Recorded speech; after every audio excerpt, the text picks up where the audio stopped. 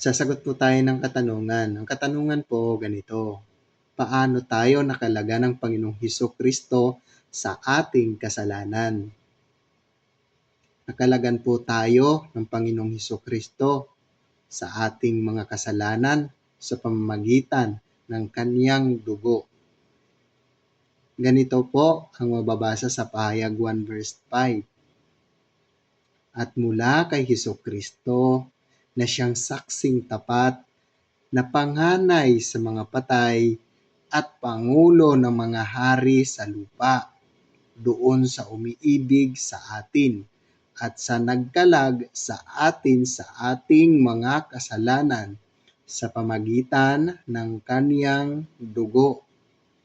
Ang tanong po ninyo, paano tayo nakalaga ng Panginoong Hesukristo sa ating kasalanan? Tayo po ay nakalaga ng Panginoong Hesukristo sa ating kasalanan sa pamamagitan po ng kaniyang dugo. Sa pamagitan po ng kaniyang dugo, tayo ay nakalaga ng Panginoong Hesukristo sa ating kasalanan. Hanggang dito na lang. Marami pong salamat. Lagi po kayong mag-iingat. Paalam.